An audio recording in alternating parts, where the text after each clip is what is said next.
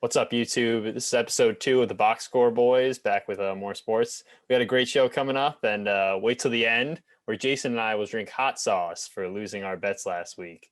So, first up, Jason, kick it off. All right, so we're going to start off with our games and performances of the weekend. And today I'd like to start off with Luka Doncic's big win and triple-double over the Rockets the other day.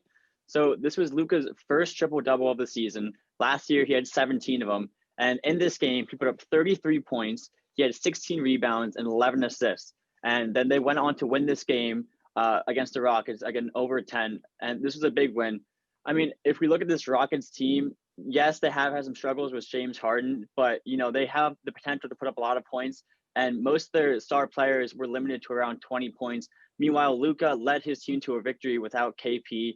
And he's still only a 21-year-old player with lots of potential moving forward. So, this is a great trajectory for the Mavericks. They now go to 3-4. So without this win, they would have dropped to 2-5, and that wouldn't look good for them. So they really needed this to keep up morale and hope on the team.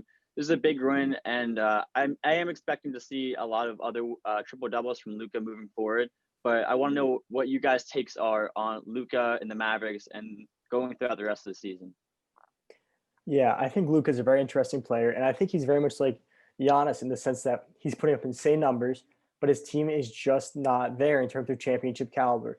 Obviously, he's still playing without KP, and I feel like once KP comes back, they're going to be a different team, but still at the same time, especially in this Western Conference, I don't think they have what it takes to really go far in the playoffs. But I think Luka is just a special player. I think he'll put the team on his back, but I think that's the most he's going to get done. Yeah, and I got to say I agree with Justin there. I don't think this Mavericks team has enough to make it to the finals or win the finals. I think they'll be a playoff team. I don't think they're going to miss out on the playoffs, but I think they don't have enough to make it there. But regarding Luka, just an individual player. I mean, he's crazy good, and I mean, at 21 years old doing this stuff is. I mean, I saw people comparing him to LeBron, MJ, like saying what he could be, and I really think that if he plays at this level and just keeps progressing, I don't think that's far-fetched at all. I really think that he could be that type of player because his game's just so well-rounded and he can do it all. So I'm excited to see what he does. Yeah. Well, for my performance of the week, we have another record-setting thing. So last week we had Alvin Kamara with the 6 rushing touchdowns, and now we have Derrick Henry becoming the second Titan player ever and the 8th player all time to rush for 2,000 yards in a season. This man carried the Titans. He carried the Titans, and he dominated the AFC South, especially this last game against the Texans, putting up 250 yards on 34 carries and 2 touchdowns, averaging that out to 7.4 yards per carry. This man is a beast. He is huge. He makes Mark Ingram look like a child, and he just runs all over teams. I mean, his stats this season, league leaders in carries, yards, and touchdowns, going 378 carries for 2,027 yards and 17 touchdowns. I mean, the man was just dominant. Not really a big receiver, only 114 receiving yards on the season, but I mean, nothing short of incredible. I mean, the Titans are getting what they paid for in Derrick Henry. Just another great year for the running back. Yeah, definitely. His season has just been incredible. And then after last season, there was a lot of questions if he could repeat, and he's just done that, and he's been so great. Just thinking of him, I mean, yeah, he's not that receiving running back like you said, but he doesn't have to be because he's just got such a giant body, that giant frame. He can just take down people. I mean, trying to tackle him has to be like a sport within itself, and that seems like the hardest thing to do. So I think he's just got to keep going with what he's doing, and he'll. I mean, keep leading the league and all this stuff. I mean, I think he's definitely up there as the top running back in the league with Alvin Kamara and with Christian McCaffrey, even though he was injured this year. And I'm excited to see, just like Luke, I'm excited to see what he could keep doing, especially in the playoffs here. So yeah, that's a great performance. Yeah, I mean, I definitely agree. I don't think he's the best in this position, but he definitely did carry this team to a great record. I mean, 11-5. This is definitely a playoff team caliber. And I don't think there's too much to say about him. I think his stats really say it all. He's a great player. He's done a lot for this team, and I'm interested to see how they do moving forward in the playoffs against the Ravens. Yeah, no, I mean, definitely it'll be exciting to see that. especially after the offensive performance this week. So my performance of the week goes back to the NBA. I got Steph Curry dropping 62 points on the Trailblazers. So of course, this is Steph's career high, which for a player like that, I mean, it's insane to ever have a performance like that when you're this far into your career. But 62 points on 18 from 31 shooting from the floor. He was 8 for 16 from three, which for Steph, that's almost like bad.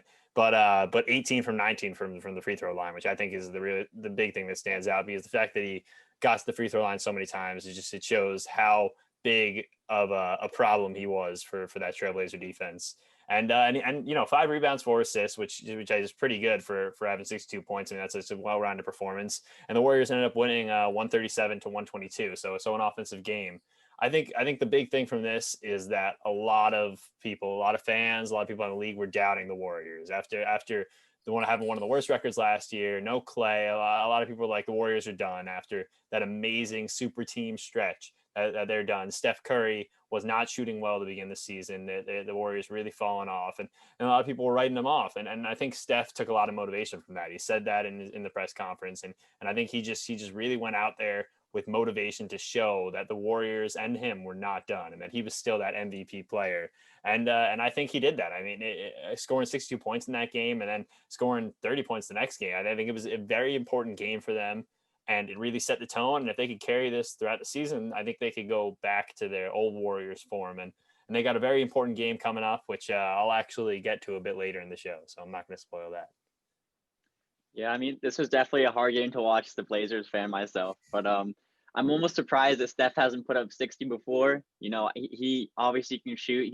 I think he's the best in his position in the whole league, and it is great to see the Warriors starting to get some wins under their belt. Last year they definitely struggled, and then this win against the Blazers after losing to them the game before, and then continuing to beat the Kings is definitely good for them. They're having a good trajectory this season. And it's also great to see Draymond Green coming back healthy, contributing to the team. And as his minutes go up, I think that's really going to help out Steph, because they've played together for a while. So he knows, they know how to play together. Draymond knows where to look, where to pass, get this guy open shots. So I think that's definitely going to help out the team. You also have their rookie Wiseman, who's doing great so far. And if Kelly Oubre and some of the other players step up, I think the Warriors are definitely going to be contenders this year. So, I mean, this is a good win for them, and I'm interested to see if Steph is going to have the shaky start that he had, or if he's in his groove now, if he's going to continue to put up big point games. So, Yeah, I mean, I still think there's a lot of questions revolve around the Warriors. I think, listen, an impressive win, no doubt. Steph Curry really, like I said with Derrick Henry, like he put the team on his back, and he really just a dominant performance. But listen, I think there's a lot of unproven pieces to the Warriors. I really think Steph Curry has been the foundation, no doubt, of this team. At the end of the day, I mean, they still look shaky. Draymond Green's getting older. We really just have to see how this team plays down the stretch, because it's very much a toss-up between being the team that was contending for the first or second overall pick and a team that could become a fringe playoff team. So we really have to see.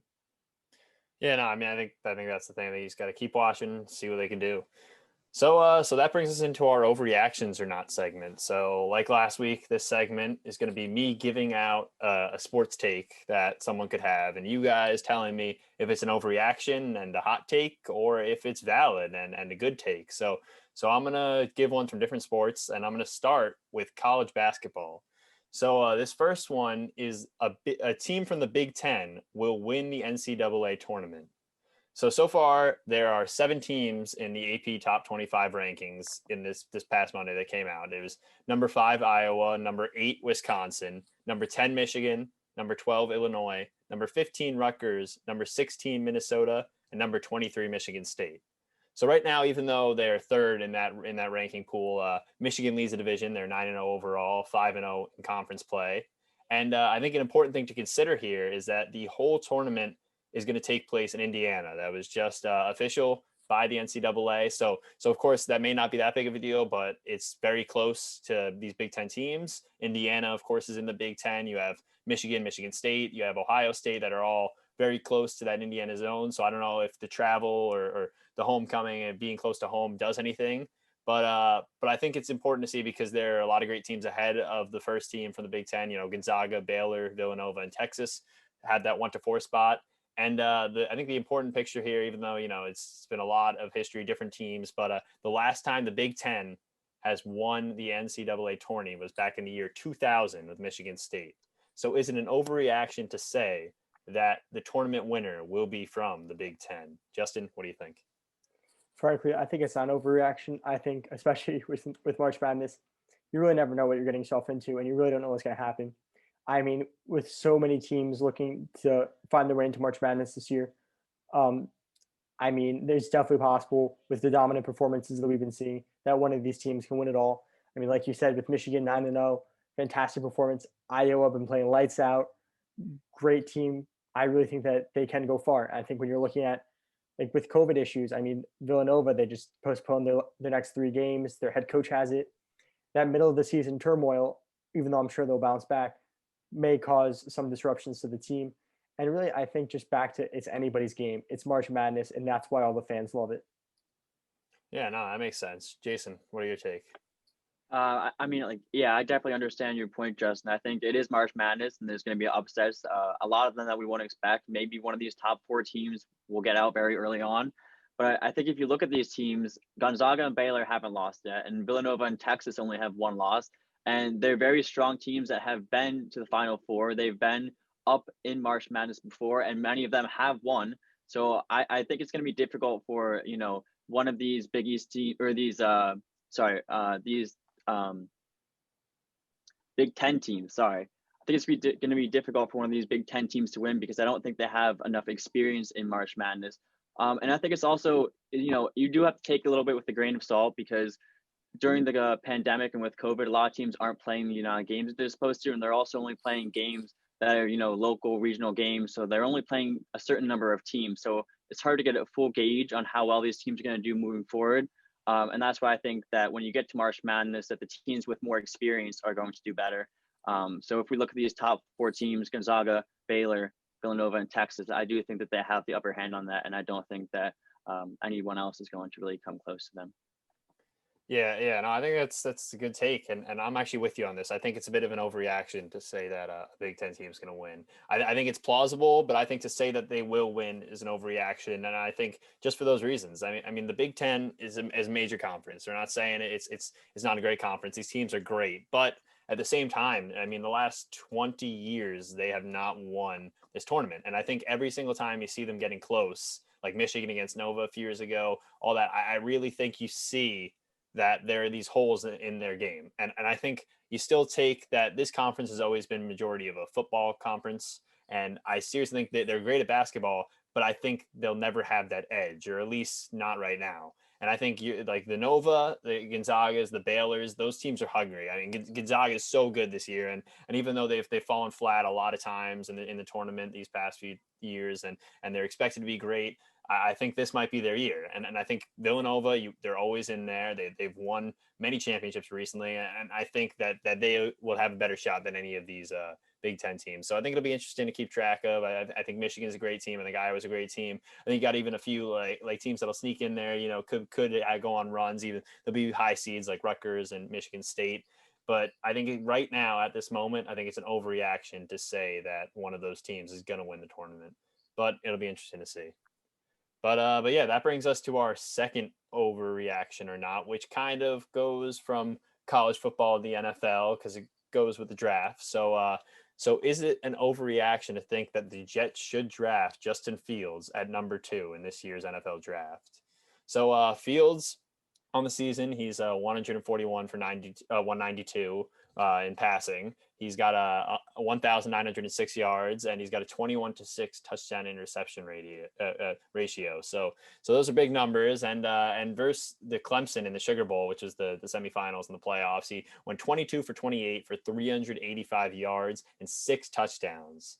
So he led Ohio State to a 7-0 record. Of course, they played less games because of the pandemic and a lot of COVID concerns. But I mean, undefeated, you can't take that for granted. And the Jets have the second overall pick, but they drafted Sam Darnold only 3 years ago with the number 3 overall pick. So they're gonna have a new head coach, and they're gonna have a new staff coming in there. And it's important to think: should they pick Fields with number 2? Should they trade the pick, draft someone else?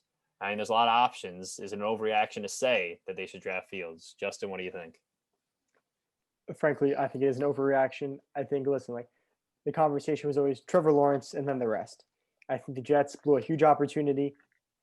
I think I think they should have gone 0-16. I'm a Jets fan myself, but really, in the best interest of the franchise, they should not have won any games.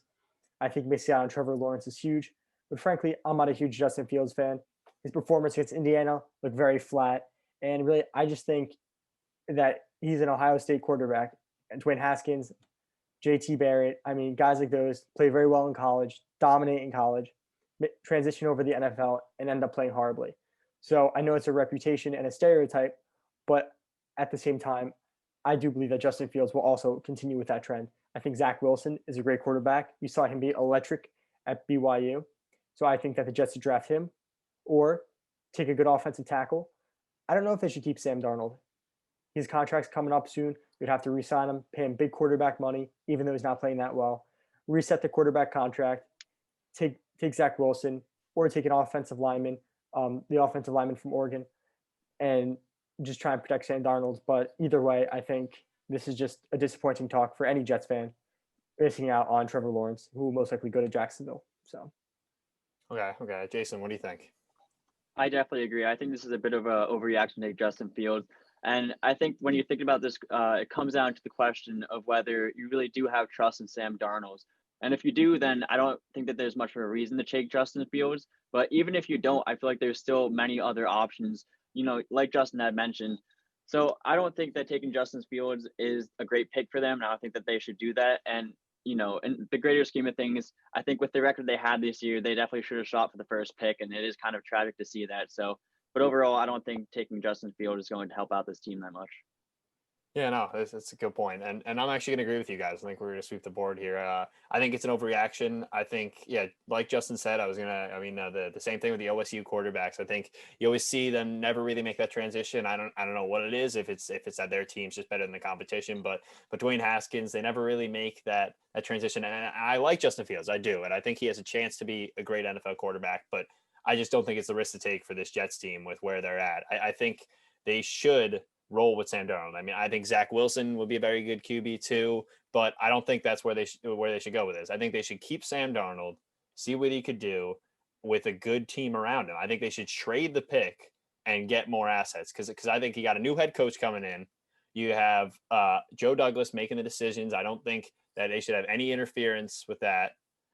Because there was such coach interference these past few years. I think it's important to have a front office that can make these decisions. But I think it'll be best for them to just trade the pick, get other assets, and build a team around Sam Darnold. I mean, they drafted him number 30 overall, and I don't think you can give up on someone like that. I know he's going to be a free agent sooner rather than later, but with the performance he's had, he can't demand that much money. So I say they just roll the dice with trading it and get a lot of assets and build a team that way. And I think that's the only way that they're going to be able to return to their winning form. Okay, so for our third overreaction or not, we are staying with the NFL, but going a bit of a different route. This is kind of outside, off the field, you could say, but off on the field at the same time. But it's interesting to see what you guys think on this. So third overreaction or not is if someone said the Eagles and Doug Peterson, their head coach, should be punished for tanking Week 17. So before the game against Washington, crucial game for Washington, they listed 9 of their starters with injuries before the game. And a lot of these players were dealing with injuries before, but some of them were spur of the moment type things. So it's kind of hard to see the validity of a lot of those. And then they fell behind in the game 10-0. They looked like they were about to get blown out, but they came back 14-10. And a big part of that was 2 rushing touchdowns from their quarterback, Jalen Hurts, who's a rookie quarterback. And later in the game, they had a chance to tie it with a field goal, but they went for 4th down and did not convert. So they stayed down by 3. And then after that, after a good defensive stop and a lot of defensive plays, they Doug Peterson pulled Jalen Hurts out of the game, down by 3, and put the 3rd string quarterback Nate Sudfeld in the game, who they've had for 3 years now. So it's a bit of a questionable move there, and I think a lot of people got that because there was a big negative reaction from a lot of NFL fans and analysts, and even some of the Eagles players, and you could see it on their faces on the sideline. So NFL prides themselves on being a very anti-tanking league, So I think it's important to see that some action should be taken here or not. And I think that's for you guys to decide. So Justin, do you think it's an overreaction to say that the NFL should step in here? Yeah, frankly, I do think it is an overreaction. Listen, no doubt in my mind that the Eagles did not want to win that game, whether for, I think, between a combination of draft position and screwing over the Giants, they did not want to win that game. But yeah, I think punishment is an extreme outcome. I mean, you look at teams who tank for entire seasons, like the 0-16 Browns, like were they really 0-16 worthy? Like I think sometimes teams just tank. I think it is the game of football. I th- I don't know what the league really could have done in terms of like a draft lottery like the NBA, or what the outcome should have been in terms of like trying to not have people tank. But I think it's just part of the game, especially with a rival like the Eagles and Giants. Just I think, yeah, I don't think that the Eagles should be punished for it, but I do think it is a shame that the game has come to this. But I don't think it's worthy of disciplinary action. Okay, Jason. I do think that they should have been punished for this. I think there was so much on the line here, not even just for the Eagles, but just for who does make the playoffs. And there was a lot of negative feedback all around the NFL for this. And I think the difference here is that these Eagles players went into this game to win it, and they were under the assumption that the managerial staff was going to support them and win this game, despite their record and whether or not they make it to the playoffs and everything happening.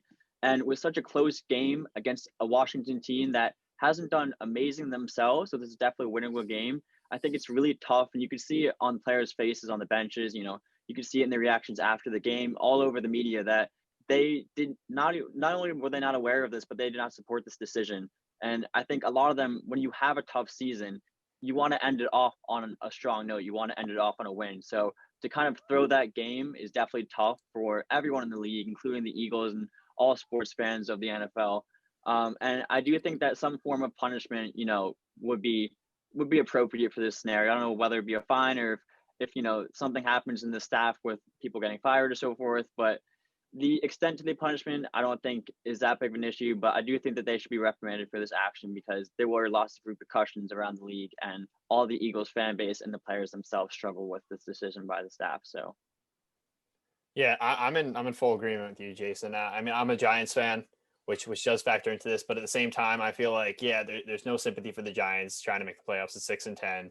You can say that all you want, but just outside of that, just taking a step back, outside of being a Giants fan, I feel like this is really a bad look for the Eagles, a bad look for Doug Peterson, and a bad look for the league because you look at this league, it's one of the biggest leagues, one of the biggest companies really out there, the NFL. I mean, it's such a prolific league around the entire world, and you see such impact game like this with playoff implications, and to have a team not play all 60 minutes like that it's heartbreaking because the thing is players never want to tank, coaches want to tank, front offices want to tank, owners want to tank, players never want to tank, and that's why you see teams like the Jets with Trevor Lawrence on the line getting these wins. That's why you see these surprise upset wins that you never expect because the players put it all on the line, and you saw that this game. I mean, they came out there and they didn't look good, but they adjusted, and their defense was incredible. A defense that has not played great all season was incredible. And these players, these backups, because all the starters were out with supposed injuries, were playing really hard, and they were playing because this was an opportunity that they were going to get, and who knows when they were going to get another opportunity. And I think a big part of that was even Jalen Hurts. I mean, Jalen Hurts, he's the starter now. They Carson Wentz, the relationship's done there pretty much. But don't you want to see what he could do? I mean, he's a rookie. He was looking great. He was really responding to a bad start. I think that's what you want to see. And to put in a third string quarterback that you've had for years, that's not even going to make an impact with this team. It's an ugly move. And I know Doug Peterson said he wanted to win the game. He was trying to win the game, but you can't defend that. And Jalen Hurts, I fully believe they would have won that game if he stayed in that game because he was rushing the ball, he was throwing the ball, he was looking great. He was putting passes right on the money. He was rushing the ball, getting rushing touchdowns, and I think they would have won the game. And you could tell on the sideline, him and the offensive line were not happy about that move. And you could see that their faces, I mean, and their words on the sideline, you could just see that they were not happy. And you found out later in the game with their comments that some of them were thinking about confronting Doug Peterson and had to be held back from it. So I think that's kind of a big sign there when you hear something like that. And at the same time, I don't get how Doug Peterson could walk into this locker room with what he just did. I mean, you have these players playing so hard all season, especially in a COVID season where they can't see their family sometimes. They got to be on the road, struggling. They have all these restrictions. They're playing hard and they want to win these games. And to win a week 17 like that against a divisional opponent is big for these players. And to be Doug Peterson, if I was Doug Peterson, I'd be ashamed to walk into that locker room and face the players. And I hope he is. And I really hope that they do get some sort of punishment, whether it's a fine, if it's some sort of forfeiture of draft picks or something like that. I think it is very important that this team suffers for what happened, because I think it is a huge blemish on this great game and a blemish on the entire league that I don't think they want standing. So that's my take on the matter.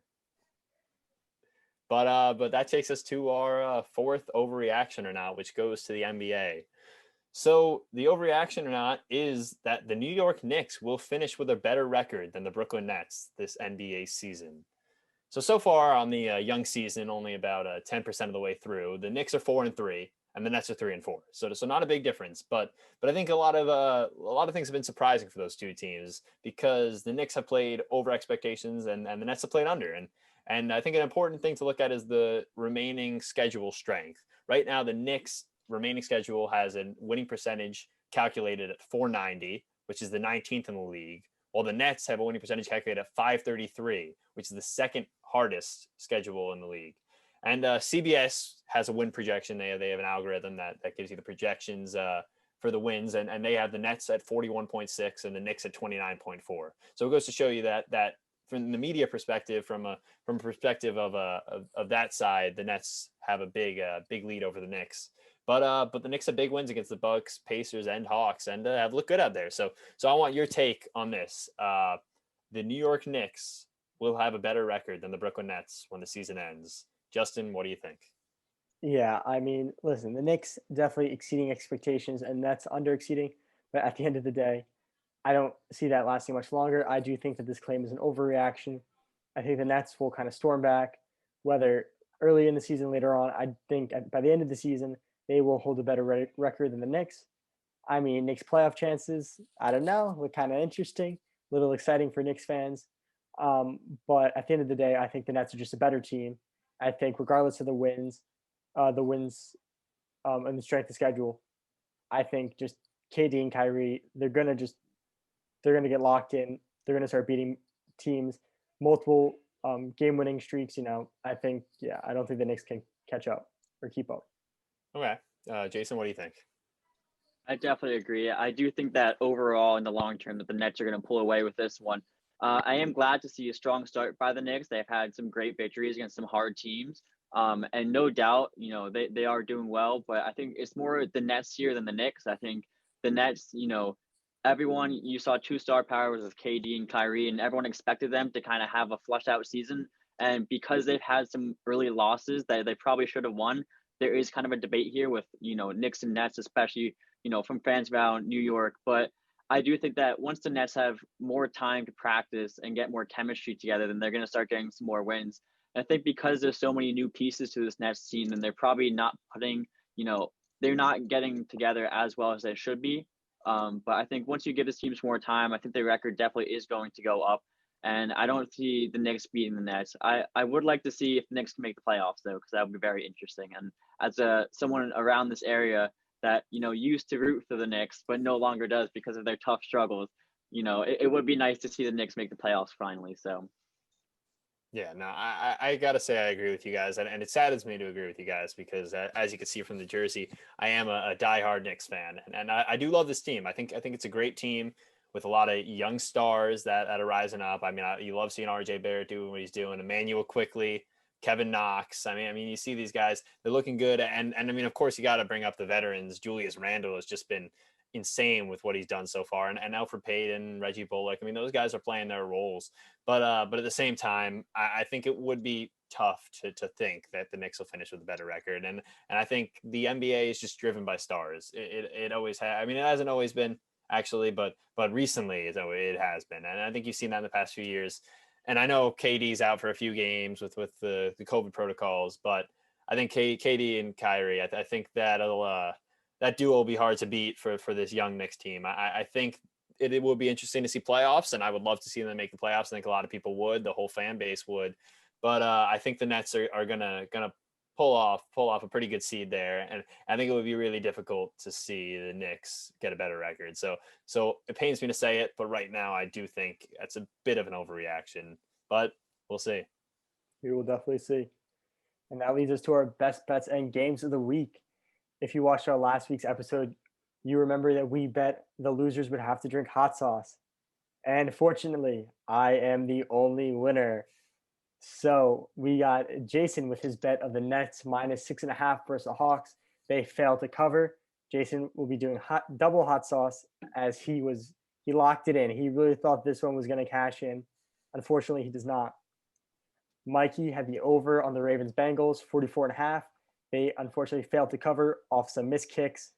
The Ravens put up 38 points by themselves, and they have still failed to cover. Now, me over here, I know a thing or two. So I cashed in on the Steelers Browns over. I could tell Mason Rudolph was out for revenge. He just missed tying up the game last second with a failed 2-point conversion. But with the game finishing 24-22, I cash in on the 41.5 over. So in a little bit, they'll be drinking their hot sauce. But first, I will get into my best bet of the week and head into the NFL playoffs. We got the Bills and the Colts, 51.5. I'm going to bet the over on total points. The Bills absolutely dominated the Dolphins last week, putting up 56 points by themselves. And I think that they're just too hot of a team to be stopped right now. And even if they do get stopped, they're not going to go down easy. And I think all the Bills' losses have been very close. But then we have to look at this Colts team. Phillip Rivers, maybe his last season. He's really going out with a bang. Indianapolis Colts, been great for a long time, but do they have what it takes to reach further in the playoffs? Scoring 20.2 points per game, I think is going to be a high-scoring affair, regardless of how good their defenses are. I think there's just times where defenses just collapse, and I think this is going to be that game. And then for my best game, we got the Washington football team versus the Tampa Bay Buccaneers. I think Washington has to prove that they are, in fact, a playoff team. And I think really the only way that this becomes an interesting game is the effectiveness of the Washington football team's front seven. Can Chase Young, can Montez Sweat, can Jonathan Allen, can they get to Tom Brady? We have some rookie offensive linemen, and we have a 43-year-old quarterback. Can Chase Young take advantage of the situation? Can he get to the ball? Can he get the ball out of Tom Brady's hands? And I think that's the only way that this game's interesting. But I think it's really just a prove-it moment for Washington. I think, listen, the Buccaneers have had some close calls against teams like the Giants, and I don't think they're invincible. 11-5 was not the record they were hoping for, especially with the offensive weapons which they had. I know Antonio Brown's looking good, but I think it's either going to be a great game or a terrible game. But I'm going to go with a great game, so that is my best game of the week. Yeah, no, I mean it's a great game. I'm a bit salty. I hope the Buccaneers absolutely crush the Washington football team, but I'll put that aside for now, and I'm gonna get into mine. So my best bet, I'm actually going back to the Ravens here because I feel like the Ravens did not fail me as much as I lost that bet. Ravens did all they could to win it, and the Bengals ultimately could not help me out there. But I'm gonna go Ravens Titans. Ravens -3. I feel like the Ravens are a great team.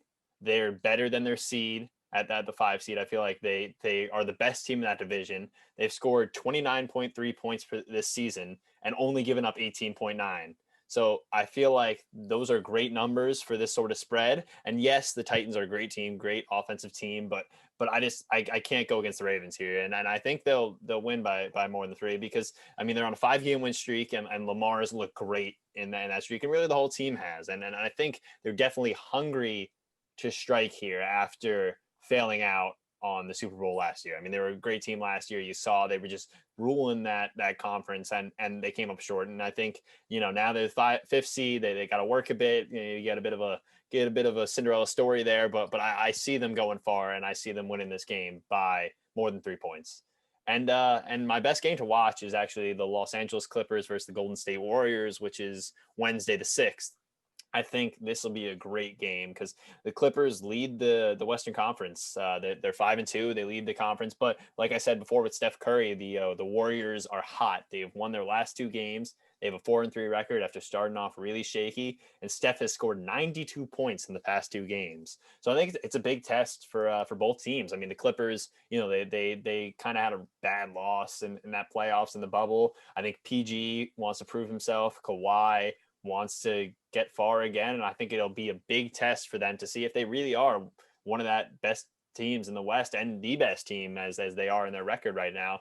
And on the flip side, I feel like it's a big test for the Warriors. Like we were saying earlier with my performance of the week, the Warriors want to prove that they're still that championship level team and they're not the second overall pick team. I think they want to prove that. I think Steph's hungry for that. They don't have Clay, which is hard, but they can still be a great team. And I think it's a huge opportunity for them to show that. So I think both teams will be playing hard for this game, and I think it'll be a great game to watch. So that is my game to watch. Yeah, I definitely agree. That's definitely going to be a very interesting game to watch, Mikey. Now, for my best bet in my best game, I actually have the same game, which is going to be the Heat versus the Celtics on the 10th. And I have Boston with a plus 2.5 against the Heat for my bet this week. And this is, I really am excited for this game, which is why I made it my best bet and my best game because, you look at these two teams, they're kind of up there in the rankings in the East right now. They're kind of forming a rivalry where both of these teams are doing well. You saw the Heat take the East last year, the Celtics very close behind, and both of them off to a strong start with the Heat being 3-3, and the Celtics being 5-3. And I think that this is such a game to watch because you have star players that are fairly young on both sides. You have, Tatum and Brown, who are kind of the dynamic duo on the Celtics, who are really carrying this team. But you have plenty of other players like Marcus Smart carrying for them too. And the points are getting evenly distributed with equal stats around the board. And then you look at the Heat, Butler's coming off a minor injury where he sat out a game or two. So he's going to start contributing more. And then you also have Bam, who's having a great season, Dragic, Robinson, and their younging Tyler Hero, who's been off to a great start and did great for them in the playoffs. So I think there's plenty of star power in both these two teams. And I think regardless of who wins, I think hopefully the Celtics will win with my bet. But, it is going to be a close game. And this is why I'm so excited to watch this game because throughout the NBA start, we've seen either very close games or we've seen full-on blowouts. So I think this is definitely going to be one of those close games where either team kind of has a chance, but I'm willing to take my chance, go out on a limb, and bet that the Celtics have it. So hopefully I'm not, on the other side of the punishment again for next week. It's going to be very unfortunate to drink some hot sauce in a moment, but should be entertaining. And, hopefully next week it's not me. So. All right. And we are here with our punishment for the week. Are you boys ready to drink your hot sauce? I'm ready as I'll ever be. I got my 2 cups from Trae Young, directly from Trae Young. Yeah, this is a big cup, so it's deceiving. There's a lot of Yeah. All right. On the count of 3, down the hatch. Cheers, right, Mikey. ladies? Cheers. Right. 3, 2, 1. Let's go.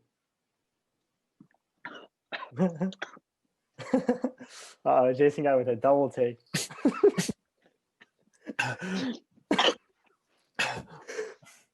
All right. And for next week's punishment, we're going to be pieing somebody in the face. So we're the Backstreet Boys. And we'll see you next week.